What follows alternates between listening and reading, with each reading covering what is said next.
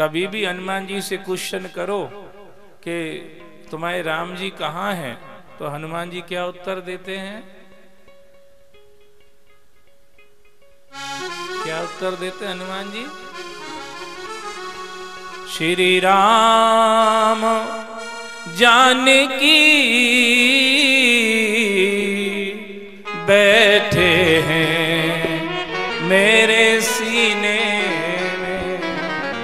कभी भी पूछो, एनी टाइम 24/7 कभी भी पूछो, हनुमान जी एक ही बात कहते हैं, सीताराम तो मेरे हृदय में विराजमान है। और अपन ने बचपन में 2 दोस्त बनाए थे, भी अब मिल नहीं रहे। फोन लगाओ, काहे भैया तुम कहाँ? बोले हम तो बंगलोर पहुंच गए, अब वहीं नौकरी कर रहे हैं। कोई कहता अब हम तो भोपाल में सेटल हो गए, कोई कहता हम तो रायसेन में रहने लगे हैं, कोई हम विदिशा रहने लगे हैं, हम गंजवासौदा रहने लगे हैं, हम बीना रहने लगे हैं, हम गाडरवारा रहने लगे, हम जबलपुर चले गए हैं। कितने दोस्त हमने बचपन में बनाए, अब नहीं हमारे पास, अब नहीं मिलते हैं। जवानी के दोस्त भी जाने किधर हो गए, बुढ़ापे में तो रहते ही कमाई है, इक्का दुक्का मुश्किल से अमाकू तमाकू घिसने के लिए बैठे तो बैठे, नहीं तो कोई बुढ़ापे में तो ऐसे ही कोई पास में बैठता भी नहीं है। हमारा बूढ़े आदमी से तो सभी दूर ही भगते रहते हैं। बूढ़े आदमी की सबसे बड़ी समस्या यही है, सबसे बड़ा उसका दुख का कारण बेचारे का यही है कि उसके पास कोई बैठने ही नहीं चाहता।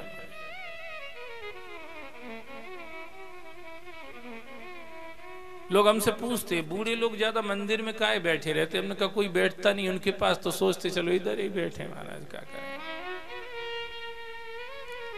एक सज्जन रोज कथा सुनने आते, पूरे 7 दिन आगे बैठ के सुनते महाराज। मैंने कहा ऐसा श्रोता आज तक दुनिया में नहीं मिला जो पूरे 7 दिन आगे ही आके बैठता है, कंटिन्यू बैठा रहता है। शुरू की आरती से लेके लास्ट की आरती के बाद ही उठ के जाता है। तो लास्ट दिन मैंने कहा महाराज आप जैसा श्रोता हमने नहीं देखा। बोले काम ही नहीं है कछु तो का करे, सो यही आए के बैठ जाते महाराज,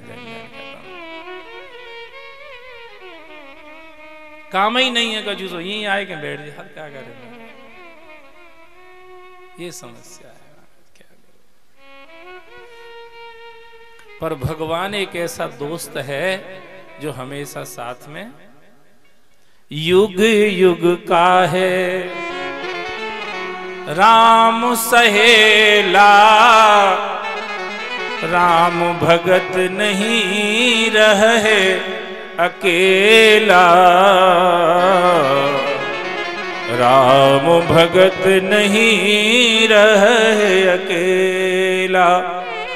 अगर हमारा कोई परमानेंट साथी है, सच्चा अगर कोई साथी है, देखो इसीलिए वो श्लोक जो है ना शास्त्रों में, त्वमेव माता च पिता त्वमेव त्वमेव बंधु च सखा त्वमेव त्वमेव विद्या सर्व द्रविड़म त्वमेव त्वमेव सर्वम मम देव देव। ये इसीलिए है, नहीं तो हमारे माता पिता तो कितने सारे हो चुके हैं महाराज।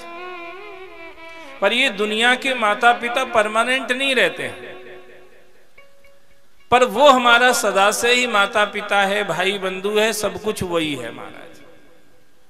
पर माया के इस भ्रमजाल में फंस करके हमने अपने सच्चे साथी को भुला दिया है, हम भूल गए हैं उसको। यही हमारे सबके उदासी का, निराशा का, हताशा का, सबका कारण यही है। दुख का कारण भी यही है, परेशानी का कारण भी यही है, चिंता व्याकुलता जितनी भी हमें घेरे बैठी हुई हैं, इन सब का कारण यही है, हम भगवान को भूल गए हैं। अब आप सोचते कि हम माला तो करते हैं भगवान की, वो आप कह रहे कि भूल गए हैं। माला तो हम लोग करते को औपचारिक रूप से 1 2 4 10 20 माला कर लेते हैं और उसके बाद याद हम संसार को ही करते रहते हैं। पर सत्संग में बैठ कर के जब हम उसको समझ लेते हैं कि भगवान किस तरह से हमारा अपना है, किस तरह से हमारा संगी साथी है, किस तरह से हमारा माता पिता है, किस तरह से हमारा यार दोस्त है, जब तत्वतः ये बात समझ में आ जाती है, फिर दुनिया से वियोग हो सकता है, हो जाता है, पर भगवान से कभी वियोग